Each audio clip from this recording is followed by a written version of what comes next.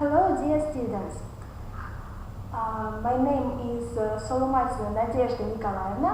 I am your lecturer today. Today I'd like to tell you about inflammatory diseases of the maxillofacial region, complications and prevention.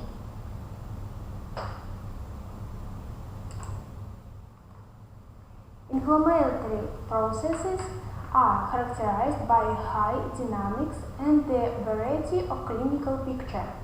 When purulent exudate penetrates into neighboring areas, severe life-threatening complications may occur, especially in patients with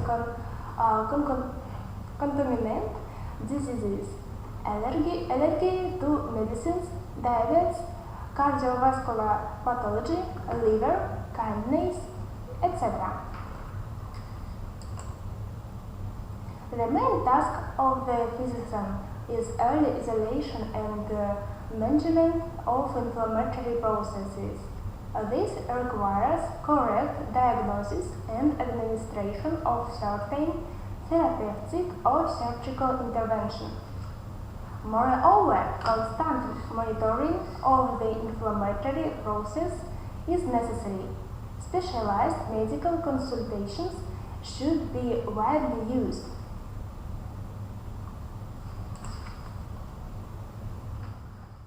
Odontogenic acute purulent dental periostitis.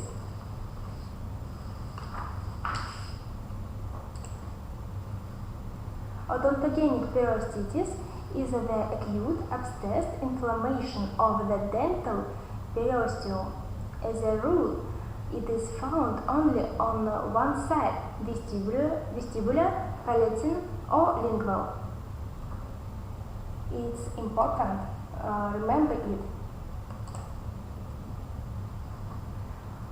Periostitis is a complication of acute, chronic, or aggravated chronic apical periodontitis, complicated by third molar crowning, possibly complicated with trauma. Clinical picture: increasing acute pains in the area of the affected tooth, which radiate into the ear, temple, or eyes. Body temperature is up to 38 degrees of Celsius. In peripheral blood, ESR is somewhat accelerated. Accumulation of the exudant is more often observed from the vestibular surface. The mucous membrane is hyperemic, edematic. The transitional fold of the mucous surface of the vestibular of the oral cavity in the area of the affected tooth is smoothed. Abscess coming from the upper central incisors is often located under the periosteum of the anterior part of the bottom of the nasal passage. Abscess coming from the lateral incisors is located in the region of the palate. Periostitis is usually accompanied by collateral edema of soft tissues, and it often extends beyond the inflammation area. On the upper jaw, there is edema on the upper and lower eyelid.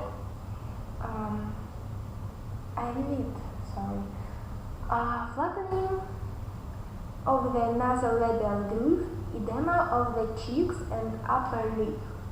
Besides, the skin is plaited. There remains a cavern after pressing. In 1 or 2 days, if the abscess is open, the edema disappears.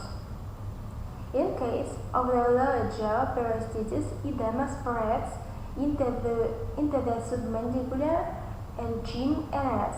Lymph nodes are enlarged and painful on palpation. Periostal abscess is characterized by rapid development of the process, 3 or 5 days. With the accumulation of exudate, the periosteum is stretched and peeled. Sharp pains appear.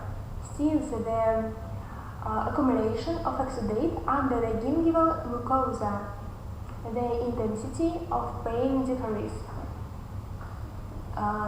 In this picture you can see periosteal abscesses.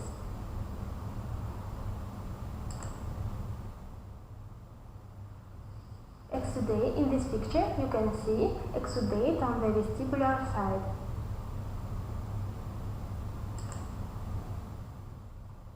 If humerus sinus is low, purulent exudate can accumulate under the periosteum of the sinus and purulent maxillary sinusitis develops. You can see it in this picture.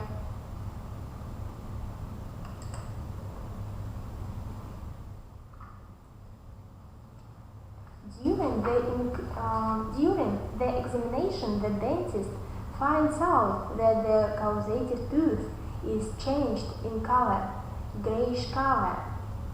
You can see it in the picture. And there is a carious cavity. Sometimes the tooth is intact, which makes the diagnosis difficult, or very difficult. Vertical and horizontal tooth percussion is painful. The tooth is mobile. The subperiosteal abscesses is palpable.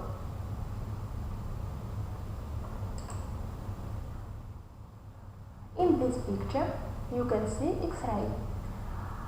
On the X-ray, at the early stage of the process, and insignificant expansion of the periodontal gap and uneven bone structure are determined. They indicate the infiltration of the bone marrow, and if the process is too long, bone resorption can develop. Treatment. When abscess is formed, its incision and drainage are necessary. The periosteum is dissected under local anesthesia, infiltration or conduction. The wound is drained. The physician should prescribe analgesics, physiotherapy, high-frequency therapy, herbal infusions, sage, chamomile. In the case of dental extraction, frontal, lower or upper jaws, infiltration anesthesia of molars and premolars is used. Tubular on the upper jaw and mandibular or thoracic on the lower jaw.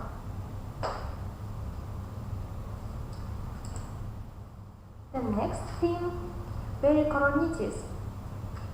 It's a difficulty in wisdom tooth cutting. You can see it in this picture. The cutting of temporary and permanent teeth is usually uneventful. Sometimes the cutting of the lower wisdom teeth, less often the upper teeth, as well as the lower second molars, is accompanied by inflammatory processes. This is observed with the cutting of only one or both medial molars, when the crown of the tooth has not completely freed itself from the covering gum. Germs from the oral cavity penetrate into the formed defect of the mucosa between the crown of the tooth and the gum, causing the inflammatory process. Over time, the crown of the wisdom tooth can be cured completely, and only then the inflammatory process stops.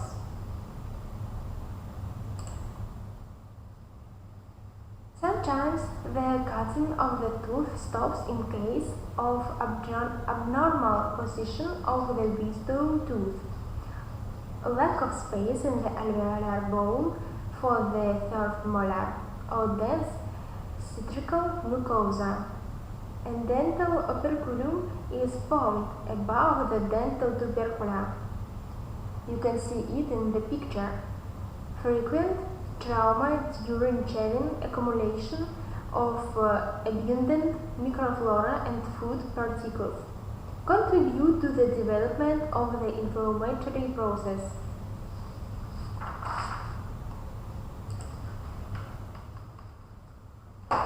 In this picture, you can see an rentgenogram of pericoronitis. With pericoronitis. The process looks like chronic marginal periodontitis or gingivitis. There is erosion, ulceration of the mucosa and granulation on the inner or outer surface of dental operculum. The adjacent bone tissue is resolved. In a number of cases, on the X-ray image, the abnormal bone gingival pocket can be determined in addition to the widening of the periodontal gap near the tooth neck. It's very important for diagnostic.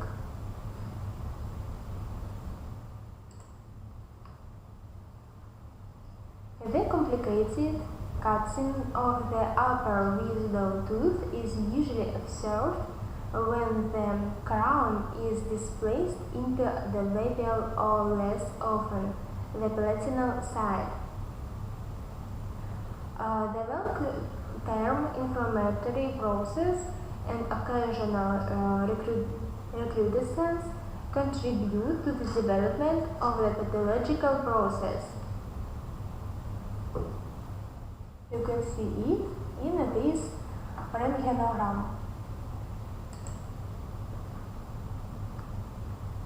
Clinical picture of pericoronitis. At first, an acute inflammatory process develops in the tissues that surround the crown of the tooth. Therefore, this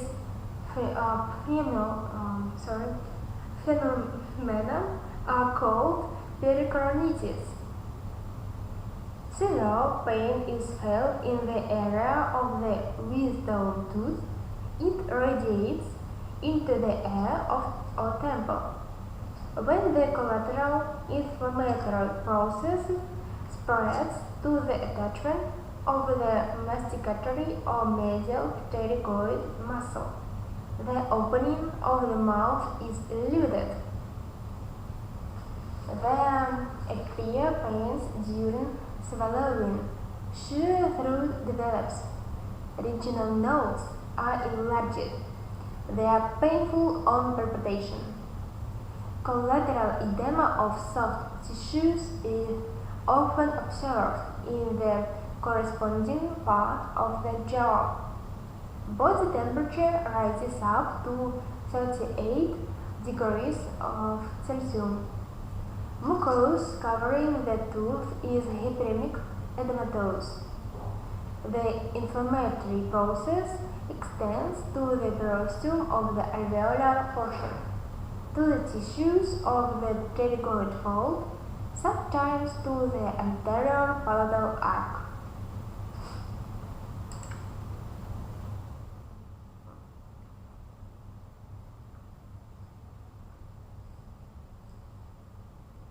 A slight pressure on the dental operculum causes pain. A purulent exudate appears, sometimes mixed with blood.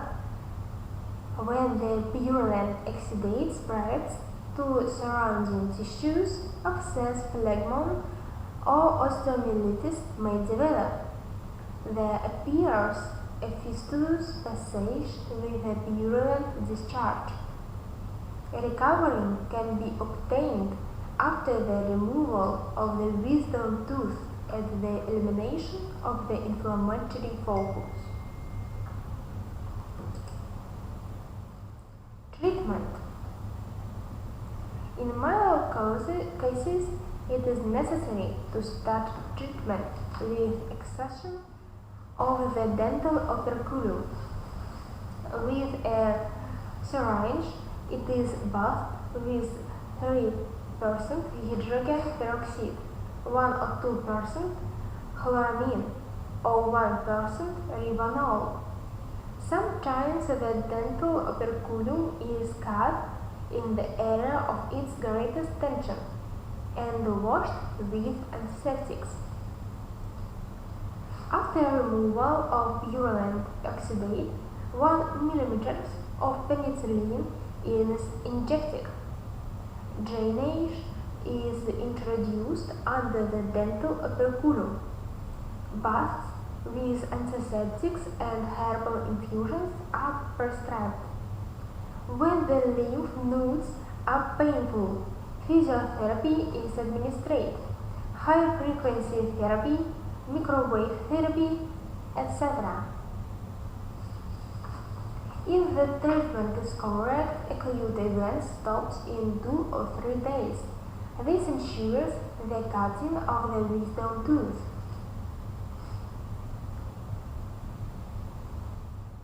Sinus infection, maxillary sinusitis. You can see it in this X-ray and in this picture.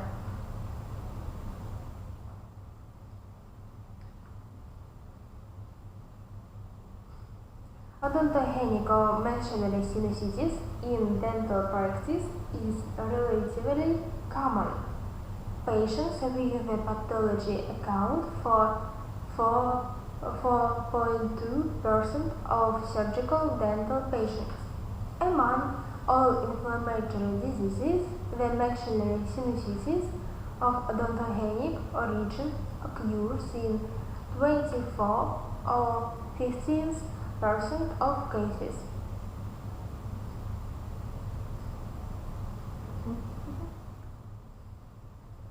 Etiological factors are very diverse. Odontogenic sinusitis often develops together with acute or exacerbated chronic periodontitis of premolars and molars of the upper jaw. Sinusitis can develop in case when the maxillary cavity is perforated and the process can be complicated by the ingress of the removed teeth roots into the cavity. The following etiological factors can also be observed: severe periodontitis of the upper jaw, premolars and molars, radicular and follicular cysts of the upper jaw, retinas, pericoronitis in the area of the wisdom teeth of the upper jaw. You can see it in the picture.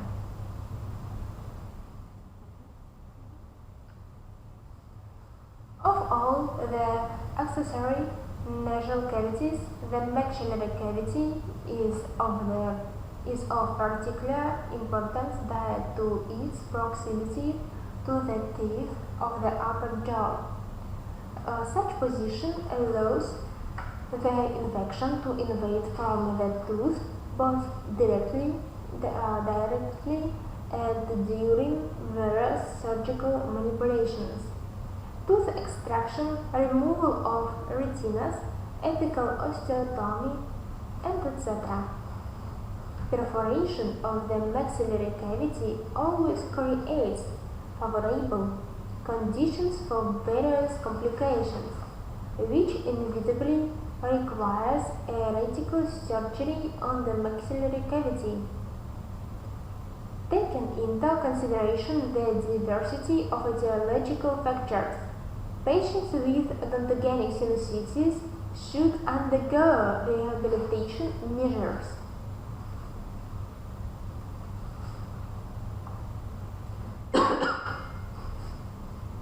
Diagnostics.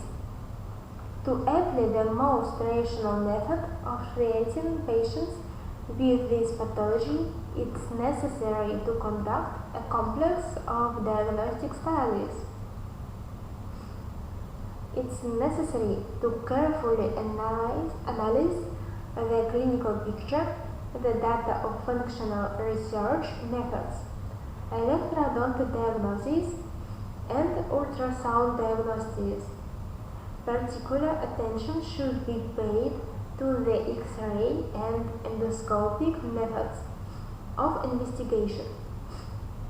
Diagnosis of odontogenic sinusitis should be confirmed by the results of microbiological and pathomorphological methods of investigation.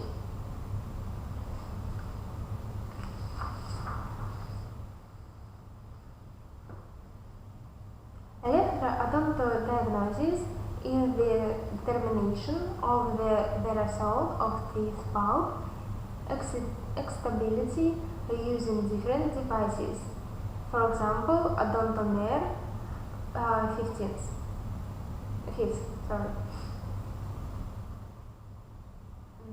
And the excitability, the result is more than 9. Odontogenic sinusitis is diagnosed with the index R30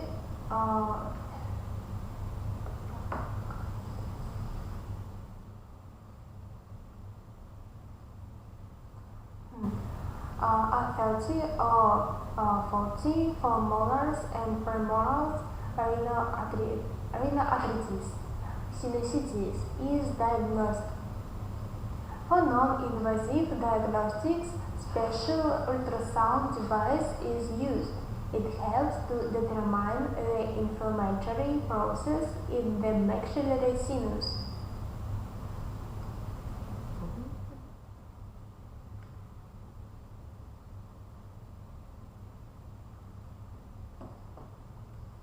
X-ray examination of the paranormal radiograph allows us to detect not only pathological changes in the maxillary sinus, but also to determine the state of the periodontal tissues, the location of teeth roots, and the presence of a root in the sinus. Arthroscopy of the maxillary sinus is administered by the fibrotic bronchoscope Olympus and Asahi Pentax from Japan. Endoscopy is carried out through a perforation in the tooth socket. Arthroscopy allows you to determine the condition of the mucous membrane of the maxillary sinus and the localization of the tooth in the cavity.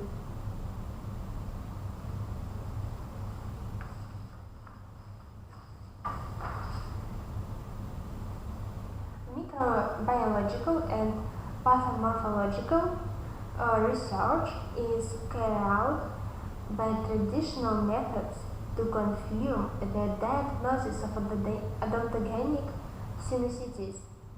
Odontogenic sinusitis, which develops as a result of perforation of the cavity wall, counts 89.7% of all forms of inflammation of the maxillary cavity.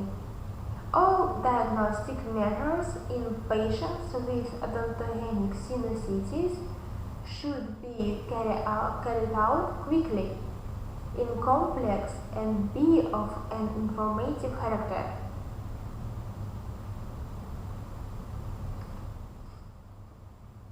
In acute odontogenic sinusitis, homogeneous obscuration of the additional nasal cavities is revealed on the rentgenogram. To find out the presence of exudate in the cavity, an X-ray examination is performed in the vertical position of the patient. The appearance of a horizontal leaf speaks in favor of exudate.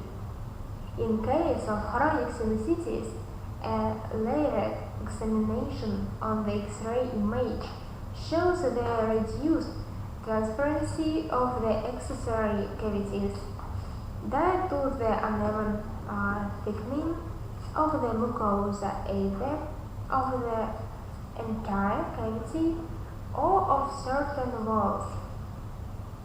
Thickening of the mucosa can persist for a long time. Therefore, the results of X-ray imaging and other research methods are usually compared with the clinical picture.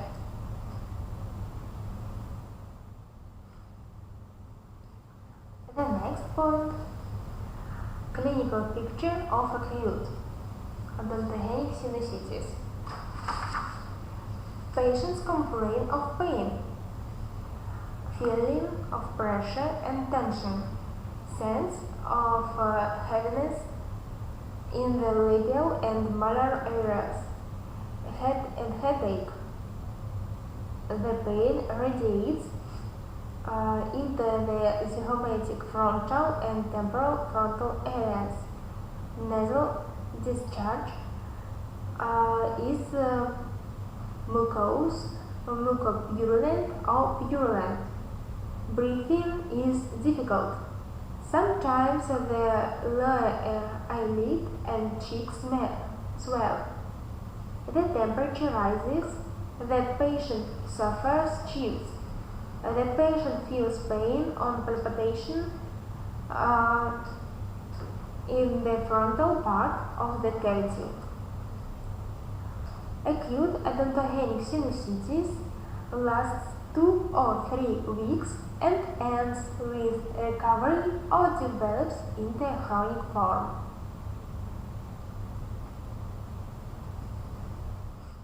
Chronic sinusitis can be latent and remain unnoticed for a long time. It can be detected with aggravation of chronic periodontitis or as a complication when the tooth is removed or when the patient is undercovered. The patient complains of persistent purulent discharge from the nose, feeling of heaviness and unpleasant smell.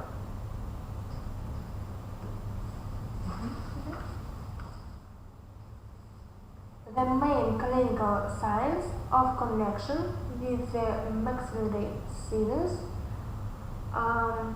after the extraction of the teeth of the upper jaw is the passage of the air through the alveolus in both directions, from the oral cavity to the nasal cavity and back. A positive test with the flow of blood from the corresponding nostril immediately or soon after extraction of the tooth, flow of the liquid from the mouth into the nasal cavity.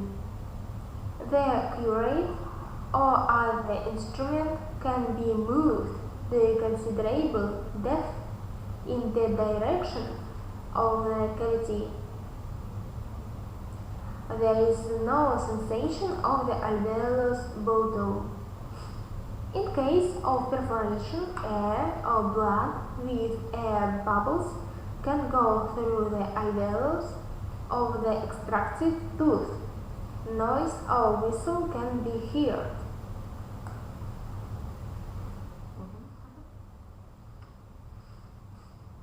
In case of tooth extraction, the bone wall of the cavity can be damaged without breaking the integrity of its mucous membrane.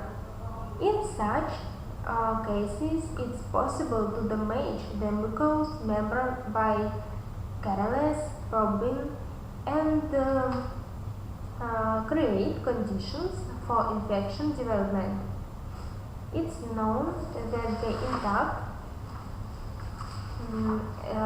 the intact mucosa is a barrier for the penetration of microflora from the oral cavity into the maxillary cavity.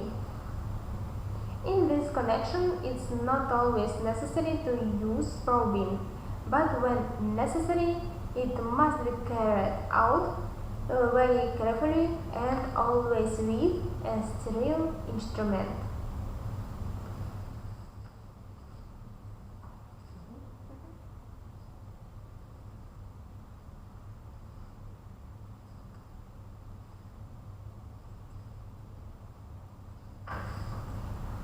In case of slight perforation, 1 or 2 millimeters is in diameter located in the apical part of the tooth root, the extraction wounds should be filled with a blood clot, which contributes to the normal healing process when there is no bleeding, especially after using an anesthetic containing epinephrine or norepinephrine. Only the walls of the alveolus are curetaged without touching the bottom, for example, the place of perforation. Drainage should not be left, as it reduces the amount of clot, delays food residues, and infects the clot itself.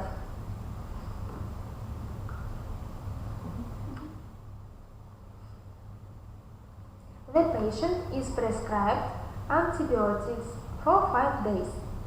An extraction wound is examined daily and is treated with weak solutions of antiseptic agents.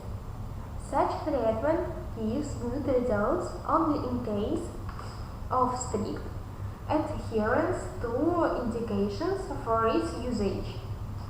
In case of insignificant and deep alveolar perforations, and if there is no inflammatory changes in the mucosa of the cavity.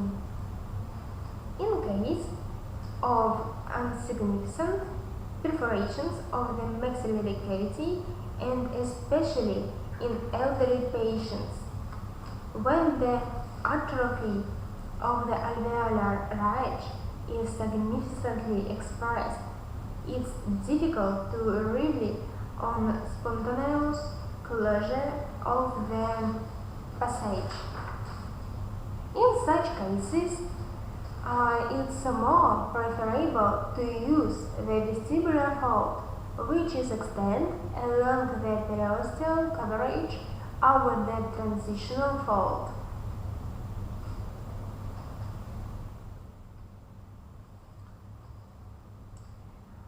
In those cases when the maxillary cavity is open during extraction of the upper molars and premolars and purulent secret emerges, when the cavity affected by acute or chronic inflammatory process is perforated, perforation is left open, drainage is left within, and wait for the resolution of acute inflammatory process.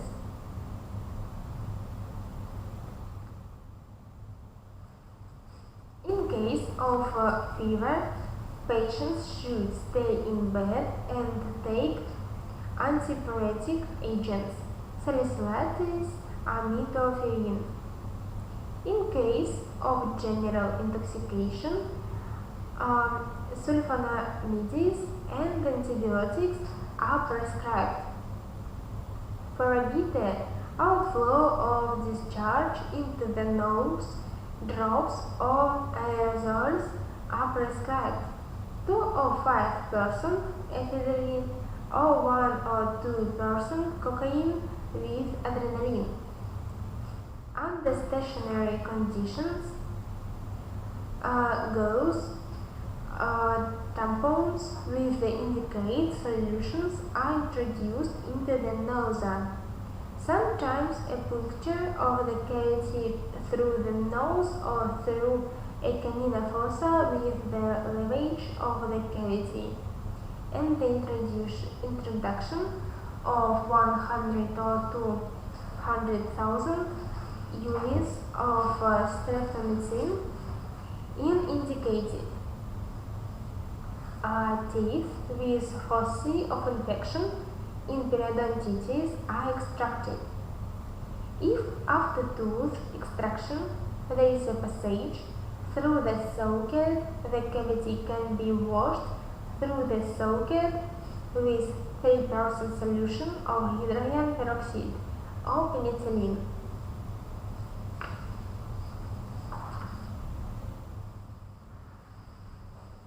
In an acute prolonged ultra-high frequency treatment, a thermic dose or microwave therapy, small dose, are prescribed.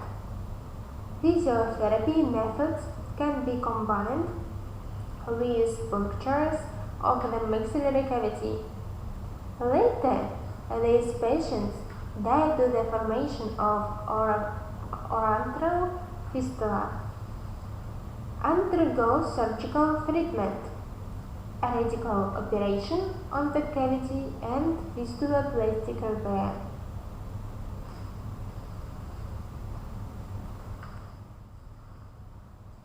After perforating of the maxillary cavity and its infection from the oral cavity, chronic inflammation often develops due to a good outflow of the exudate from the perforation. In case of chronic sinusitis, there are usually no complaints. Patients are concerned only with perforation. The absence of clinical symptoms does not mean that the mucous membrane of the cavity has remained intact. In the absence or mild symptomatology, the doctor's attention is sometimes focused on perforating and performing a plastic surgery without a thorough examination of the mucous membrane of the cavity. Such tactics is erroneous and always leads to fistula, relapse, or aggravation of chronic sinusitis.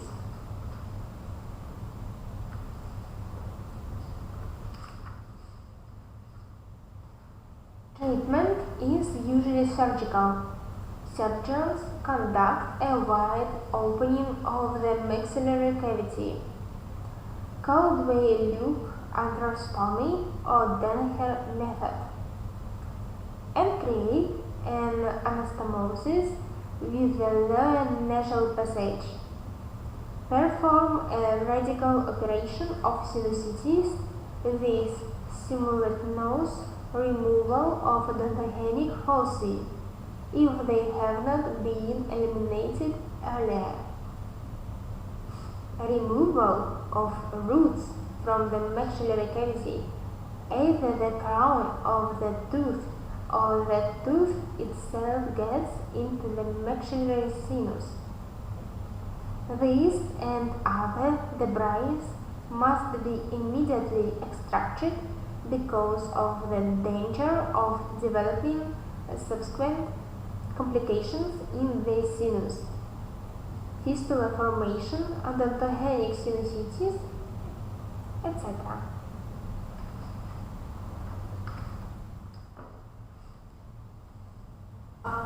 There are several methods to remove debris from the sinus.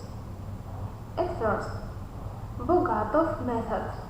A gauze strip is introduced into the perforation and then it's slowly withdrawn. In this way, it's almost always possible to remove the root. The second, Pichler's method, operates access to debris through perforation in the alveolus. The third, method called by Luke.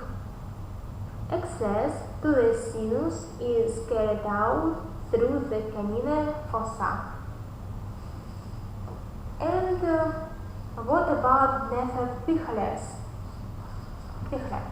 Pichler methods should be used in the cases when the root is located near the apical part of the alveoli and the inflammatory process is not observed. At first, a vestibular mucosal periosteal incision is performed, then an ellipsoidal trephination hole is made in the upper part of the alveoli.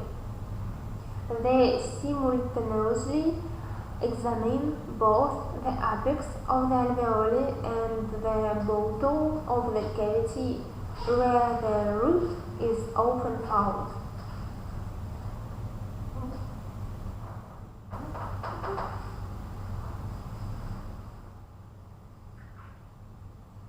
Modified Pichler Georgi's method can be used. In this case, the perforation opening is expanded using the air force and the nasal sample. In this case, the root is easily pushed out. To notice its fallout, a gauze napkin is put under the alveolar ridge. When the Pichler's method doesn't give any positive result, the breath is removed according to the classical method of Caldwell-Luke by trepanation of the sinus in the canina fossa region. This method is used when the sinus mucosa has pathological changes that require radical treatment. At the same time, there is a possibility of visual revision of almost the entire sinus.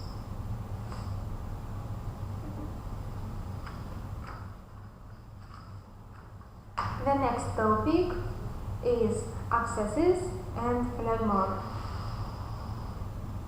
Abscess is a limited virulent inflammation in the tissues with the formation of the cavity. Phlegmon is an acute, diffuse, virulent inflammation of the subcutaneous, intermuscular, interfacial loose fiber, as well as lymph nodes. A purulent process can affect the fiber around the vessels and nerves, and in this way spread to the more distant parts of the tissues. You can see it in these pictures. Left picture is is phlegmon, and right picture is abscess.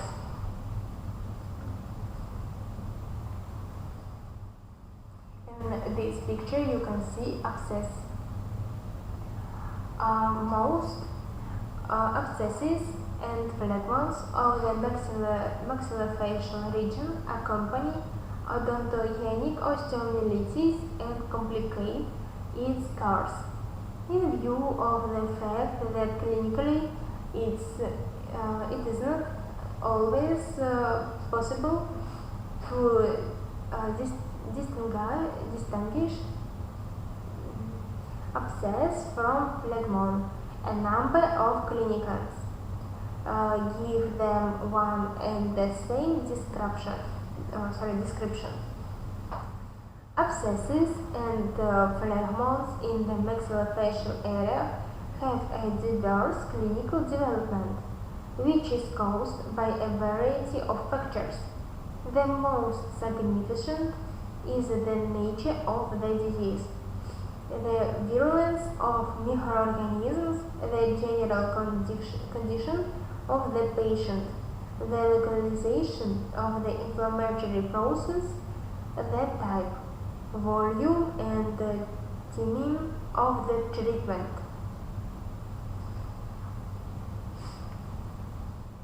Clinically, abscesses and phlegmons are divided according to the topography of the process.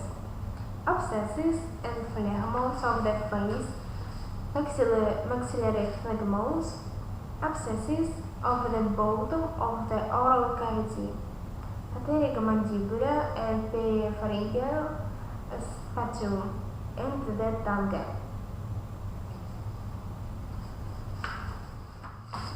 Abscesses and phlegmons of the lateral surface of the face are characterized by a significant diffuse swelling of the cheeks, eyelids, narrowing or complete closure of the eye gap. When a purulent focus is located in the area of the masticatory muscle or parotid gland, locked jaw is observed, but without pain during swallowing. Locked jaw and pain during swallowing are characteristic and mandatory symptoms. In abscesses and phlegmons of the deep structures of the lateral part of the face, oral cavity and pharynx.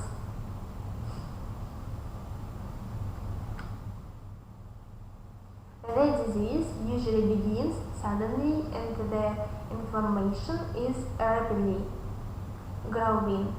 There is significant intoxication, headache, poor sleep, and appetite, fever, chills, etc. The general condition of the patient is worsening. With abscesses and phlegmons of the odontogenic origin, a clinical and radiological examination of teeth and periodontal soft tissues should be performed.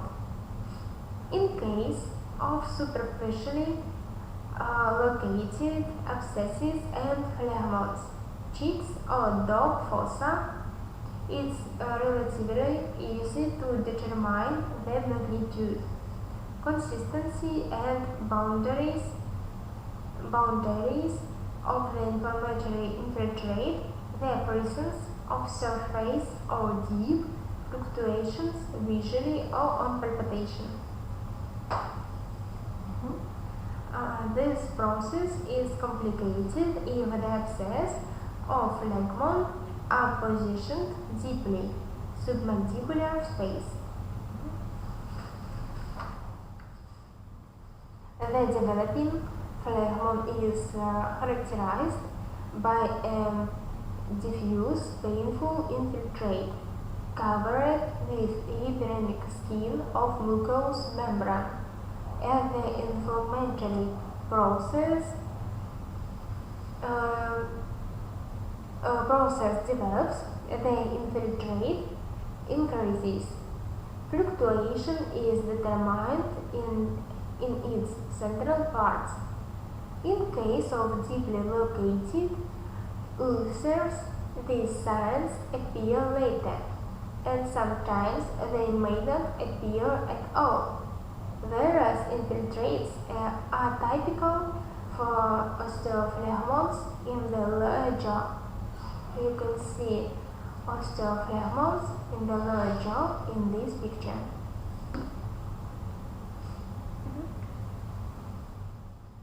Most phlegmons of the maxillofacial region are accompanied by pain, impaired mobility of the lower jaw, increased salivation, difficulty in chewing, swallowing, speech, and breathing.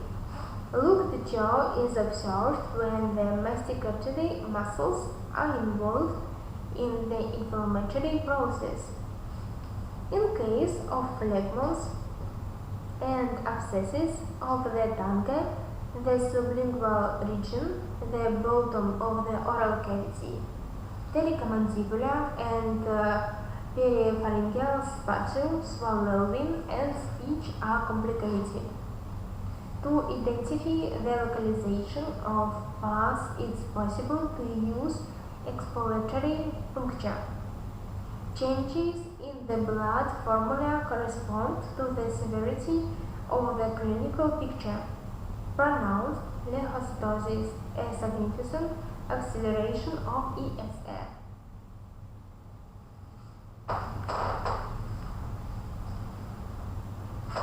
fast is penetrated into the venous system of the face phlebitis and later thrombophlebitis can develop.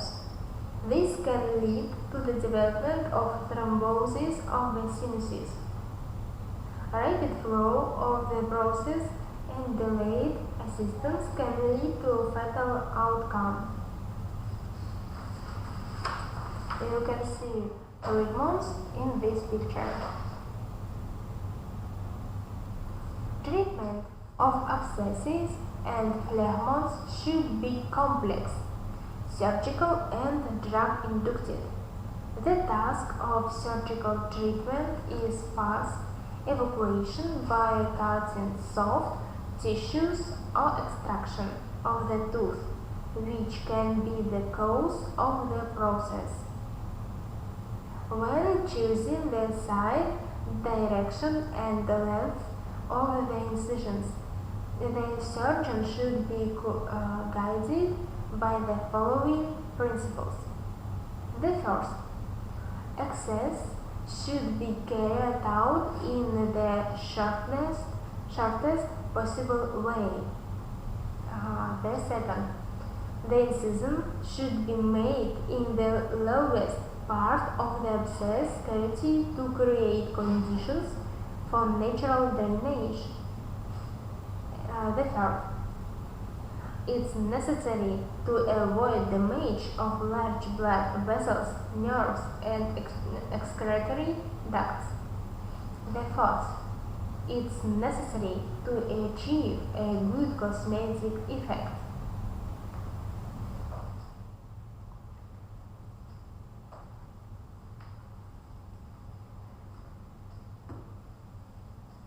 In most cases, after the incision of the abscess or phlegmon and pure hair, it's necessary to introduce drainage. The tooth should be removed as early as possible so as not to cause generalization of the inflammatory process.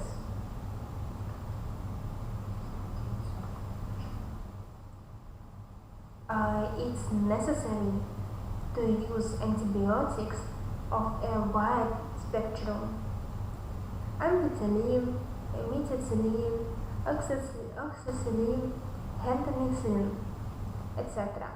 Sulfonamides, bisoprolol, fortifying agents, for example, vitamin therapy, gamma globulin, high-calorie food, blood transfusion, and immunotherapy.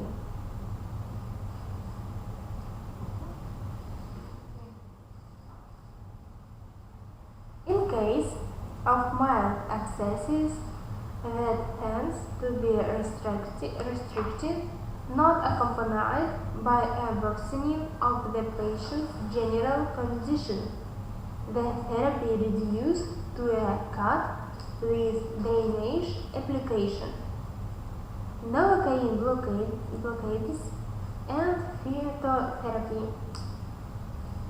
Patients with severe inflammatory process should be immediately hospitalized. When hospitalization is not possible, antibiotics should be prescribed in outpatient settings, and maximum therapeutic doses should be prescribed.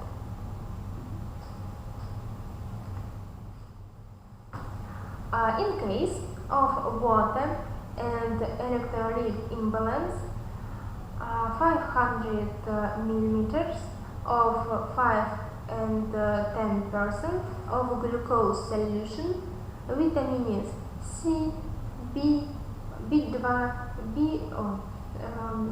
B1, B2, B6, and isotonic sodium chloride solution are prescribed. In case of anemia and protein metabolism disbalance, blood transfusion is performed. Cardiotonic drugs, statrin, for example, peripheral vascular drugs, for example, diazepam, sodium caffeine benzoate, harazole, effortil, are used. Antipruritic analgesics, corticosteroids, calcium gluconate, intravenously, orthochemotherapy, high-calorie nutrition, and physiotherapy are used.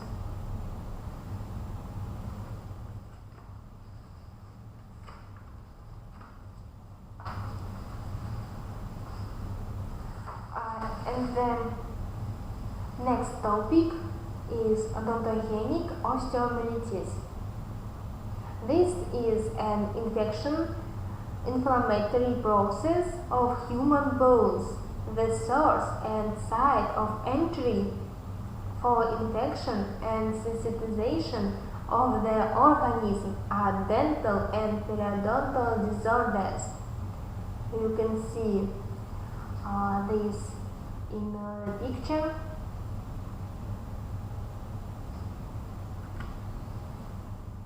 Less common forms of osteomyelitis are traumatic, hematogenic form, contact form, and targeting forms.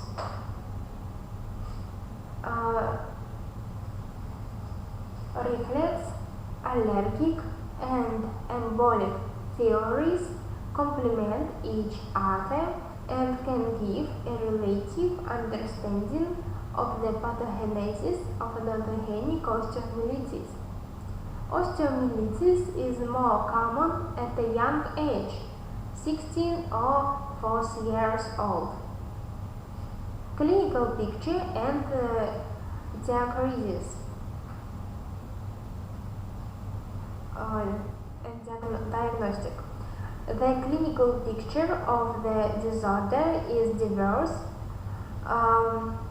and its diagnosis is quite complicated. Osteomyelitis often affects the lower jaw, 61 or 89%. Less often it affects the upper jaw, 9 or 38%. There are 3 stages of process development: acute stage, subacute stage, and chronic stage. Odontogenic osteomyelitis can be accompanied by either minor, general, and local manifestations, or a peracute reaction of the body. Acute circumscribed osteomyelitis is characterized by acute radiating pain, which increases with beating. The mucous membrane of the gums is hyperemic, swollen, and painful on palpation. Abscess is observed. Tooth percussion is painful. Temperature can be up to 38 degrees of Celsius. Acute diffusive osteomyelitis. It's a purulent inflammatory process which involves a significant part of the bone and sometimes the entire bone. Their pains are endless, they irradiate, pulsate, don't stop after tooth extraction or after the incision. Numbness of the corresponding half of the lower lips can be observed as a result of the mechanical compression of lower alveolar nerve with the exudate or toxins. In case of the upper jaw osteomyelitis, there is an edema of the soft tissues of the lips, eyelids, lateral surface on the nose, the infraorbital region, and collateral edema of the malar and buccal region. The patients demonstrate numbness of the corresponding upper lip when the exudate constrict the branches of the infraorbital nerve. Gradually, neuritis develops, and severe pains can appear. Objectively, the mucus is hyperemic, edematic, painful on palpation near the causative and adjacent teeth. They appear stiff mobility, purulent exudate effuses from the gum pockets. An obsessive phlegmon and looped jaw develop in perimandibula, which last for a long time. A patient has viscous saliva with an unpleasant odor. Lymph nodes are enlarged and painful on palpation.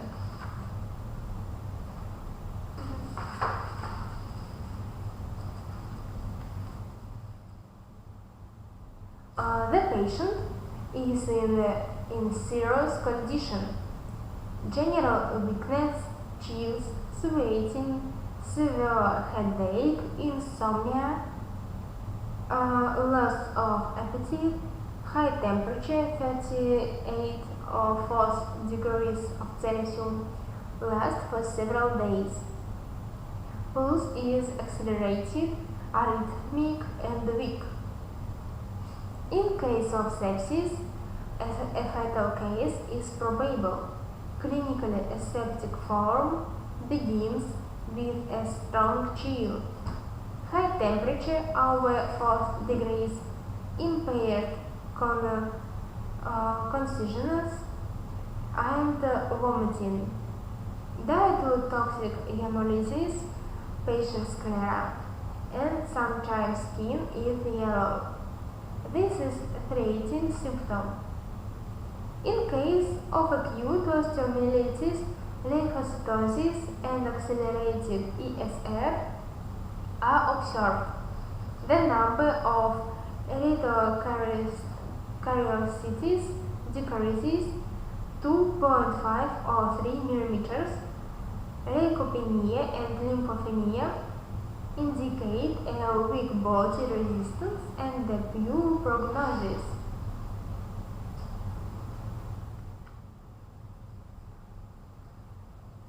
Radiologically, there are no visible changes in the bone during the first 7 or 10 or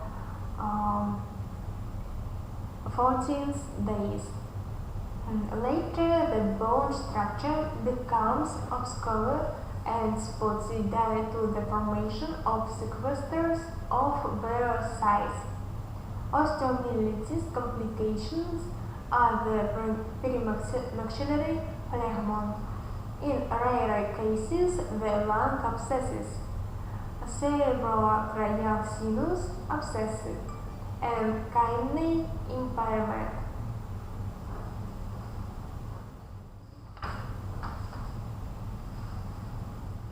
Subacute osteomyelitis is characterized by a low fever temperature and is the period of either recovery or transition to a chronic process. The patient's general condition gradually becomes normal. Swelling disappears, wounds and the incision site are covered with granulations and peritoneal epithelium. Fistulas can be detected. On the mucous membrane and skin, chronic osteomyelitis is observed in the form of persistent fistulas with granulations and purulent exudate. Without radical operational measures, chronic osteomyelitis can develop for months or even years. Prolonged suppuration can lead to Landau kidney. In case of a favorable outcome of chronic osteomyelitis, small sequesters partially or completely dissolve under the influence of the resulting granulations, or they are excreted with virulent exudate. Other sequesters, regardless of their size, require surgical intervention. X-ray makes it possible to determine sequester status and specify the timing of surgical intervention, sequestrectomy.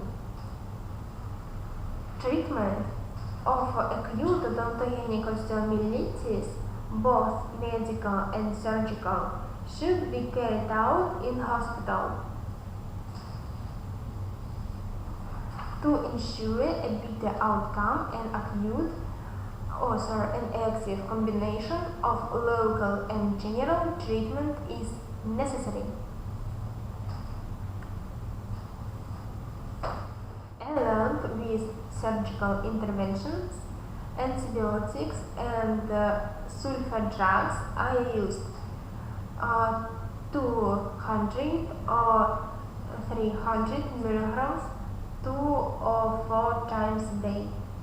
Antibiotics should be taken even if the temperature is normal for 7 or 10 days.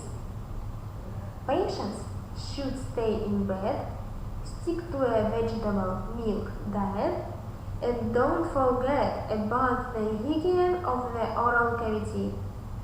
Irrigation with soda solution, hydrogen peroxide, or potassium permanganate 2 or 3 times a day. Along with antibiotics, calcium chloride, hexamine, glucose, anti-inflammatory drugs, and painkillers should be used. Sometimes blood transfusion and physiotherapy, UHF, microwave therapy, MT, DDT can be recommended. Casual tooth should be removed. Front teeth can be the exception. The emergent surgical interventions include the lensing of the subperiosteal abscess and phlegm. The incisions should be wide and up to the bone.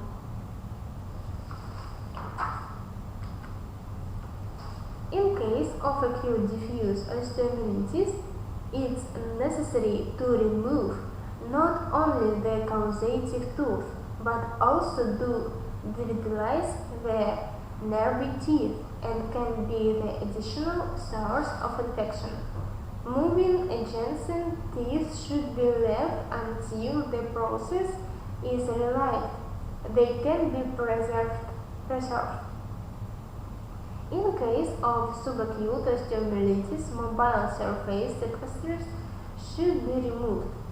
Deep necrotic areas of the bones are removed in 4 or 6 weeks or later, when the boundaries of sequestration are indicated.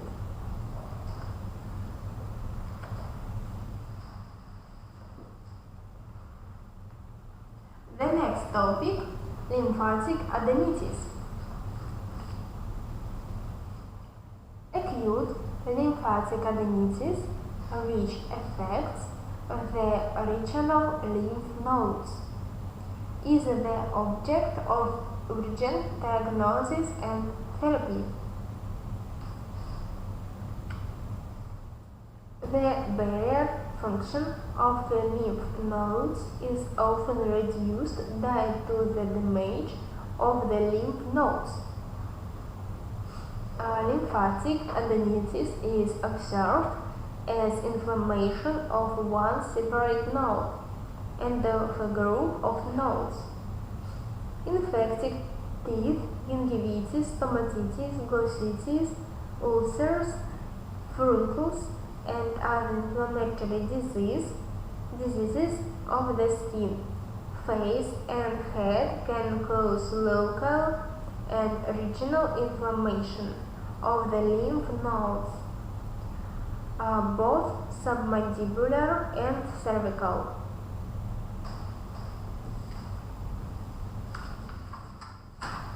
lymphatic adenitis may be slightly expressed or marked with a sharp increase in nodes. An inflamed infected lymph node sometimes becomes the site of purulent process development. Phlegmons adenitis or the center of infection. So, clinical picture. In case of severe acute lymphatic adenitis, a slight swelling and tenderness of the node is determined.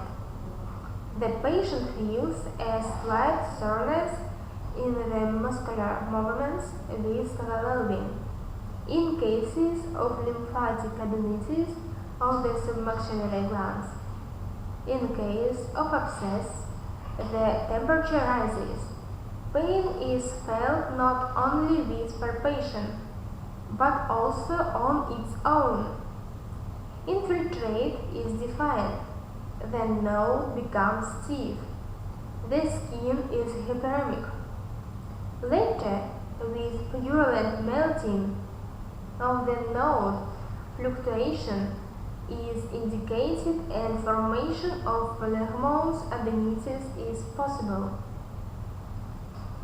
Chronic, non-specific lymphatic adenitis develops in case of a low confidence infection.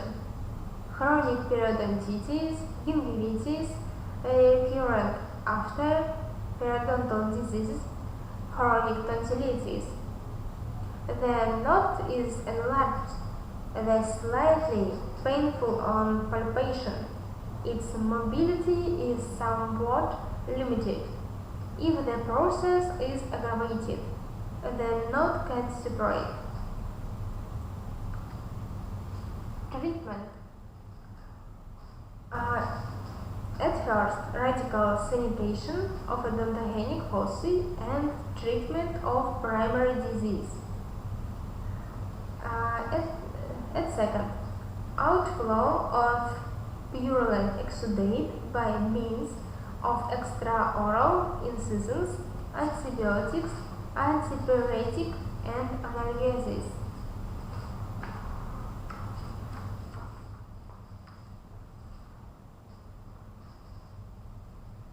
In case of severe inflammatory process, it's necessary to administer the first anti-allergic drugs normalizing the hyperallergic reaction, calcium, dimedrol, allergosan. The second, anti-inflammatory drugs which normalize the increased vascular permeability, calcium gluconate, for example. The third, drugs that regulate hemodynamics, for example, hemotex.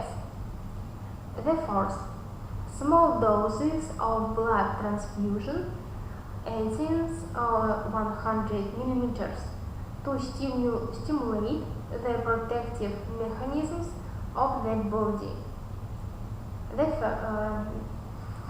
The fifth, corticosteroids, which rapidly reduce the inflammatory reaction. They should be used cautiously. Single low doses should be appointed to avoid inhibition of immune reactivity.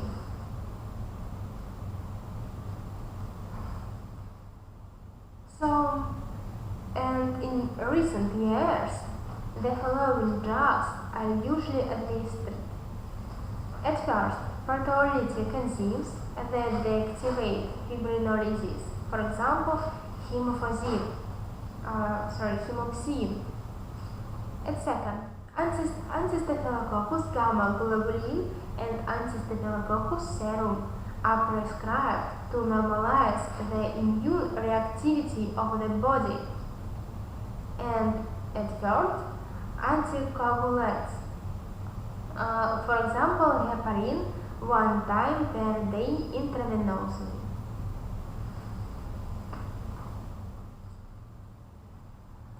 That's all. Thanks for your attention. See you soon.